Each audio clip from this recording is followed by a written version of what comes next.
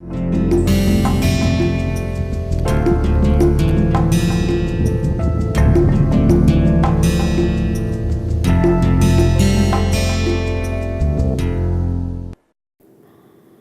for the context of the new module, where we are going to talk about the cultural condition during the colonial and post colonial era in the context of India, um, we are going to focus on a few major factors that came with the modernization of the civilization and culture, that included printing and painting as parallel traditions, and there had been other conditions that operated the mainstream folk art practice in the country.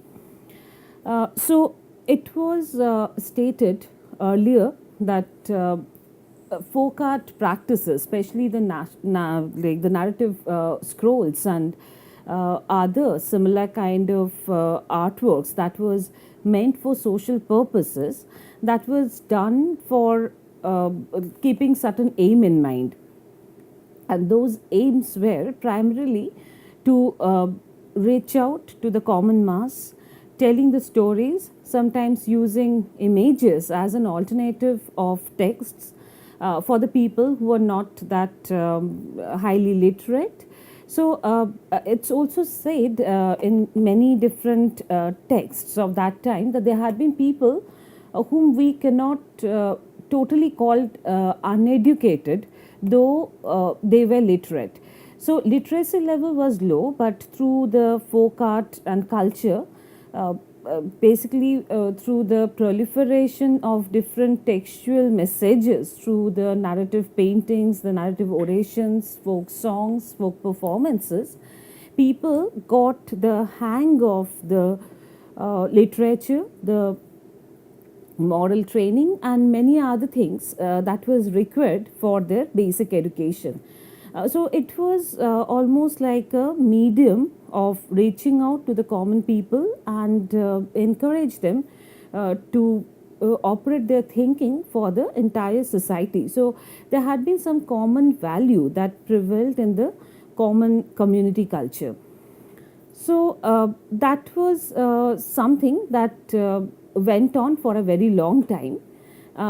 But then, even after the introduction of printing and mass production, when the society got familiar with the printed texts, and those had some multiple editions to it, even after that, the folk art practice went on for a very long time, but it was slowly losing its basic purpose. So it's also something that is a little more complex to understand, that when it loses its primary purpose, then it leaves for a secondary purpose. And here the secondary purpose to our term is much more glorified than the primary purpose. That is, that folk art then survived for pure aesthetics. And even now, when we look at the contemporary phase of Indian folk art, we feel that it's purely surviving for its aesthetic value and the kind of message it gives us, that has found alternative mediums, alternative sources.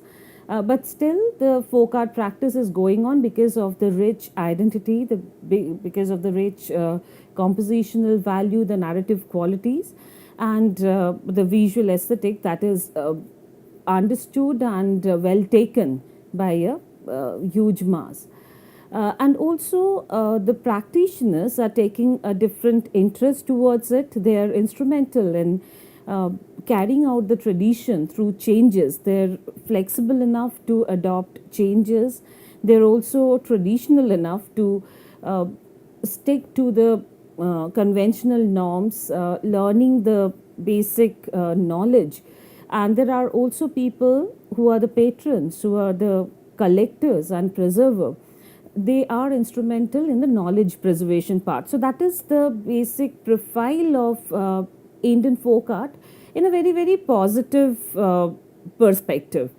And there are other things also that we'll discuss in the last module, that which are the factors that are causing certain changes into the entire practice.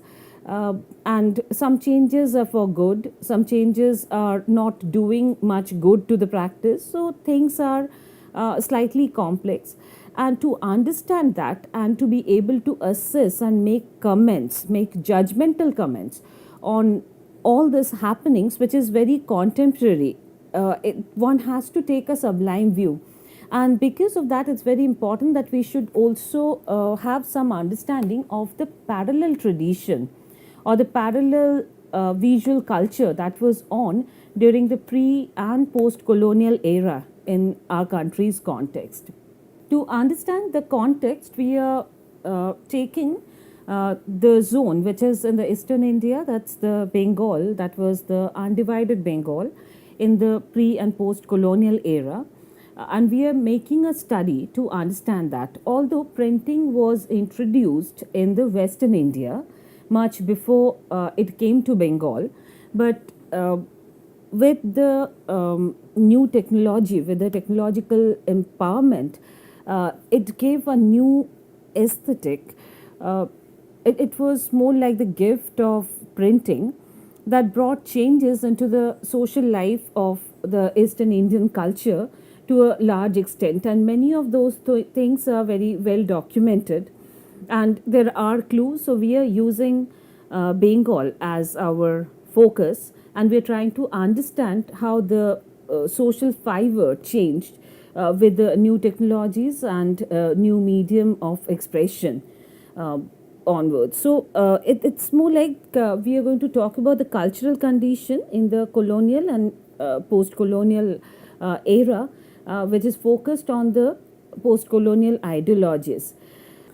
So during the formative years of urbanization in Bengal, the living was locality based.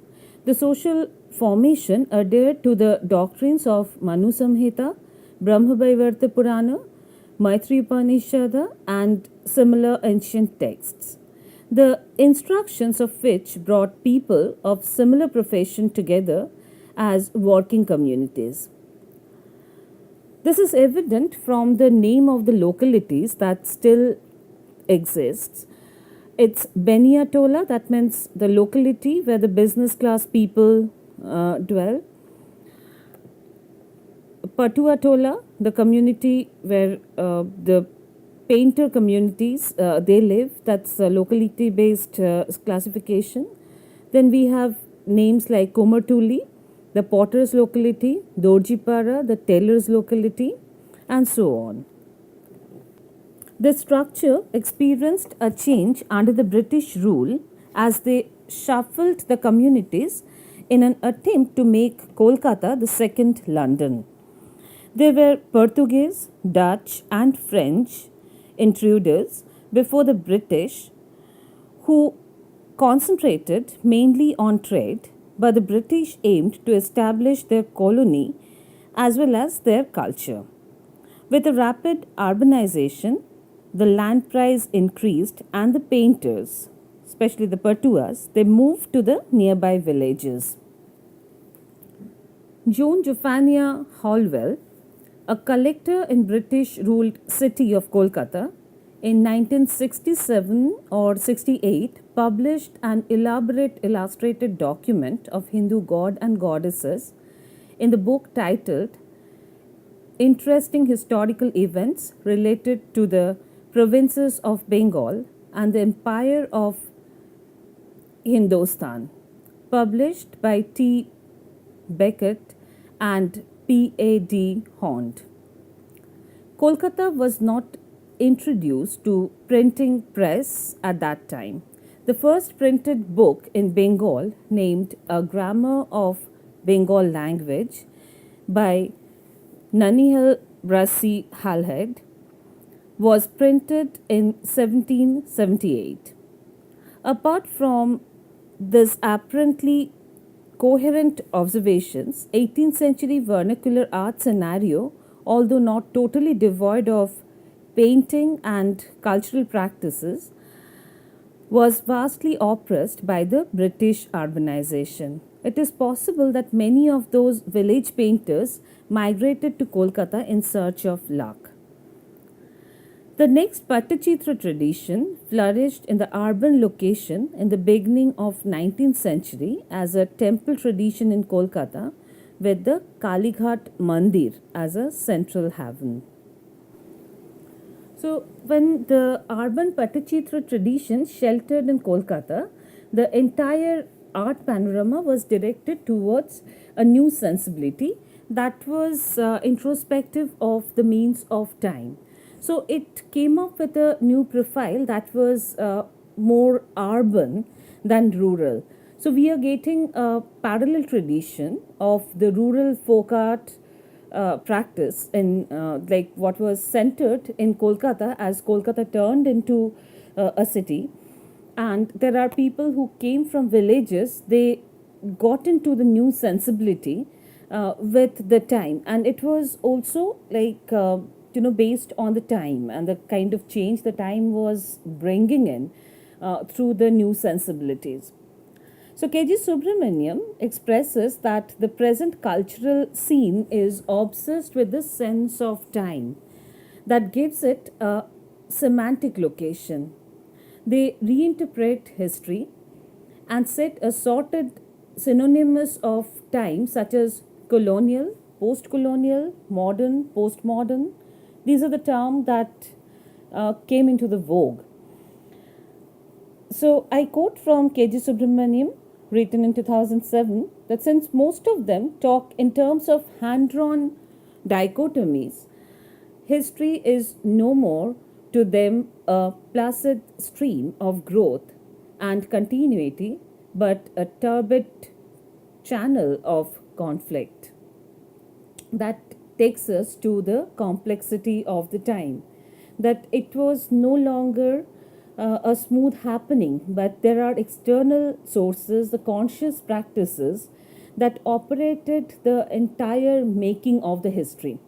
And it was slowly getting much conscious. The images were getting much more eclectic, and the influences were very thoroughly absorbed to the common sensibility.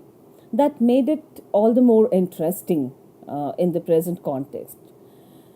Uh, the tradition of Kalighat urban Pattachitra is no longer existing. It died due to the turmoil of time. But the kind of aesthetics that the culture had to offer to the common mass are still very significant, because the kind of images that they produced had a strong British influence into it. And that made it very different from the earlier traditions, uh, in spite of the fact that the entire images had the essence of the rural folk art of India. The subject matters are also chosen from a pure Indian sensibility. They're often religious because it was part of the temple tradition. The pilgrims used to collect all those images as part of their temple visit. So they were more like the souvenirs as they started, and slowly it worked as the source of entertainment for the common mass, where they incorporated the secular subjects that often was emphasized in the social scandals and many other popular stories that was there. So the history is always palpable in the purview of its visual culture. The changing color of time leaves impression and stimulates the vital identity of the period, the time. The guiding factors here are the aesthetic sensibilities that is also largely dependent on the pragmatic methods in the semiotic level, available material and technological progressions.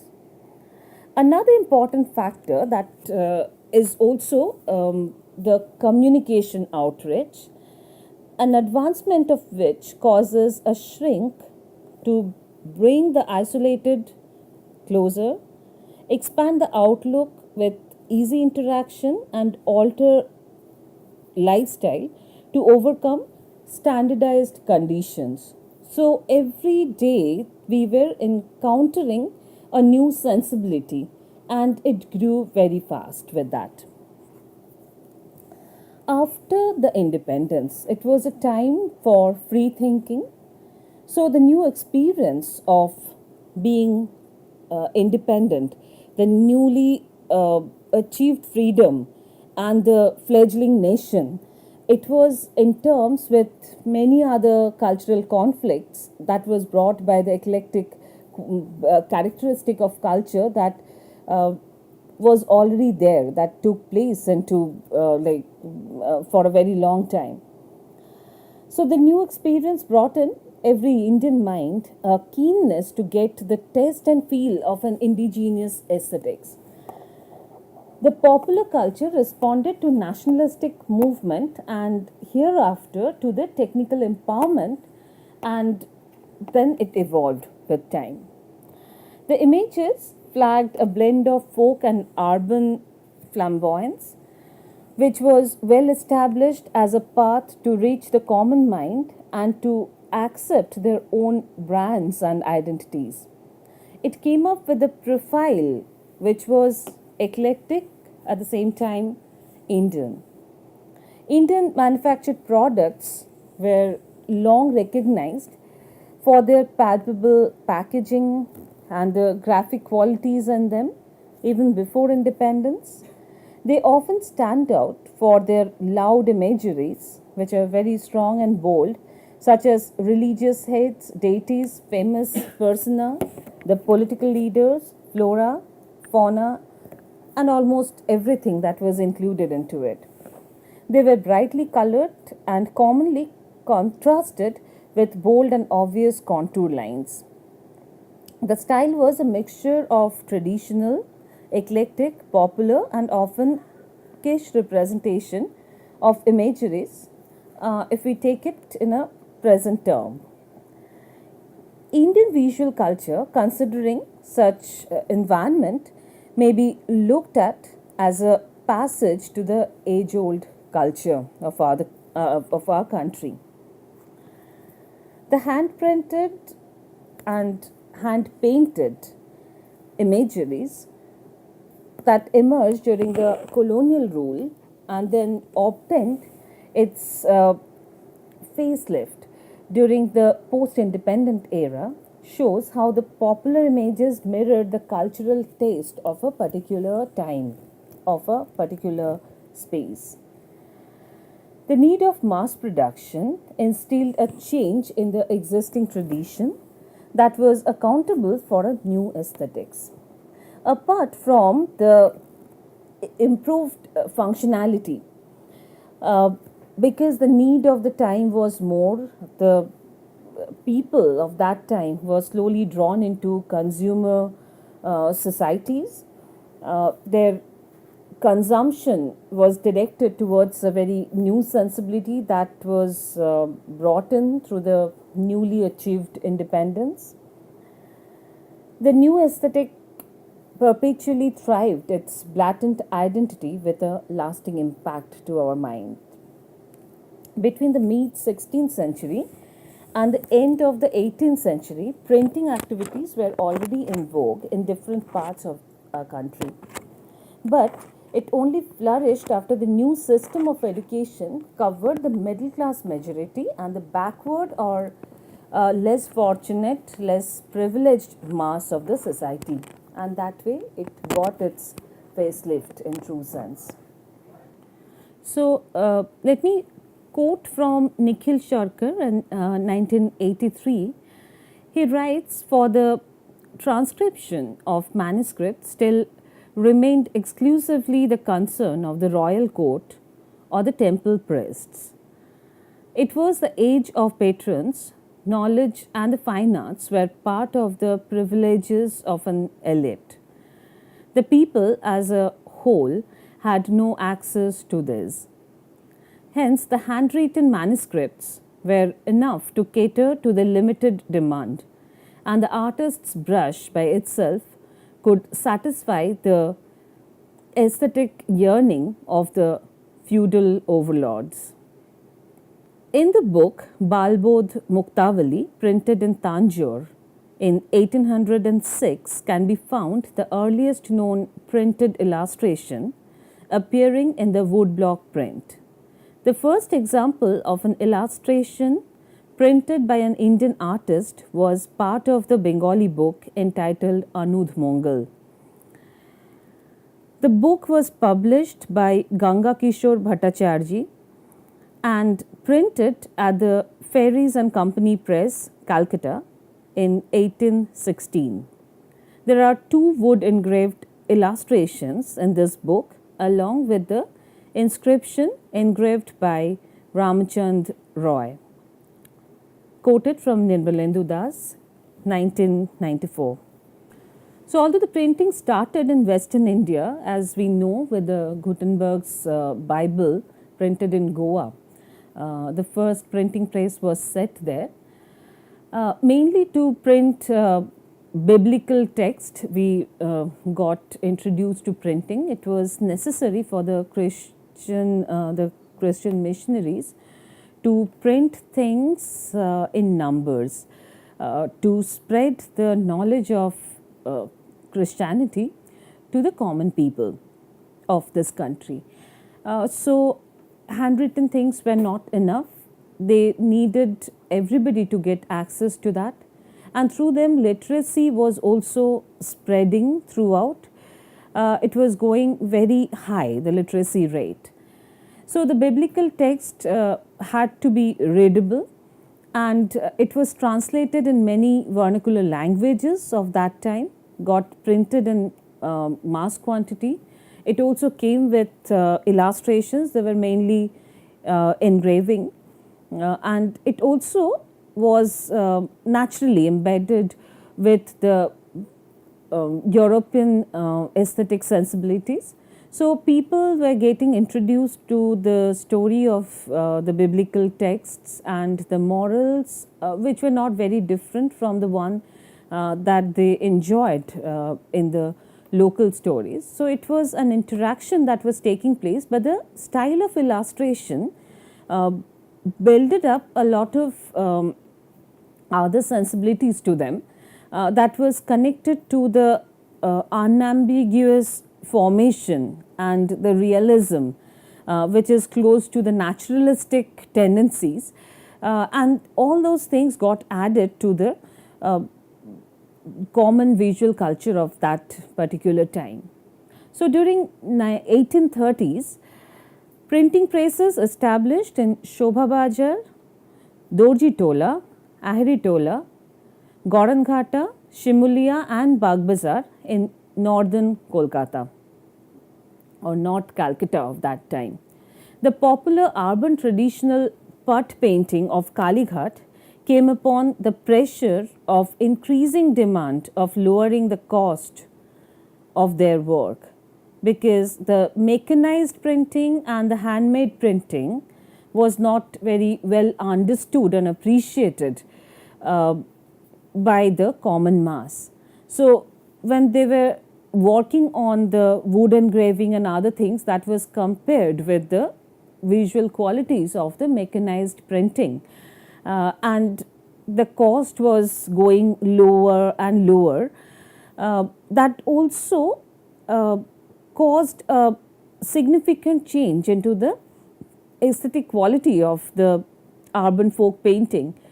It was more like a deterioration that was taking place because of the lowering of the cost. They came up with quick solution. They were coming up with quick imageries, and they no longer worked on it with the same effort, but they got drawn into mass production instead. So, the popular urban traditional putt printing of Kalighat came upon the pressure of mass production during 1860 to 1870s. An analogous practice known as Bartala in Shobha Bajar and Chitpur areas of Kolkata became the heart of Indian printing activities. Bartala printing is always it's often compared with the Grab literature of England, where Grab is not a prestigious word in that sense, that it was more like the literature um, which is for the the places which are very inferior. So Bartella literature also didn't enjoy the high literature quality. It was mostly done for the regular entertainment, and there had been popular stories with low literature value. But it is still a subject of our research now, because it had a particular characteristic into it that was very consistent, and that is also reflective of the common visual culture and the literary culture of that time. So, the printing and publication industry that flourished and thrived in this area came to be known as the country's most important publication centers until the end of 19th century. Bartella spread like anything, and there had been no other examples that was there in that time that was as popular as this. The amount of printing that was taking place, and there had been new stories, new illustrations almost every day, and it spread amongst common people like wildfire. Kalighat Paths and Bartella woodcuts remain the only two instances of the popular art in Calcutta. They have an appeal to our times, not entirely nostalgic, but by virtue of the domestic consciousness shown by the artists in their endeavor to produce art not for the particular class but for the entire community, and offer it to the people for a pice a copy. Written by Nikhil Sharkar in 1983. The decline of Kalighat Path ran through 1885 to 1930. The Bartella woodcuts declined between the 80s and 90s during the 19th century. The influence of Kalighat on the urban folk or bazaar art of Calcutta was evident. Not the art studio and the Bartella engravers alone, but oil painters too have followed the Kalighat models. Written by Nikhil Sharkar in 1983. So, in the following lecture, we are going to focus on another aspect, that is the artist block makers and the new hybrid aesthetics. In the last few lectures of this module, I am going to show you the images to understand that. Right now, our focus is on the historical timeline to put them together and understand it. So, that is perhaps the reason why I am not diverting you with the images. They are very strong and one needs more time to look at them from a critical and analytical perspective. So, we are keeping it at the end of it. Right now, let us see it from its thematic and iconic value, and later we are going to see them, understand their identity in terms of their style and aesthetics.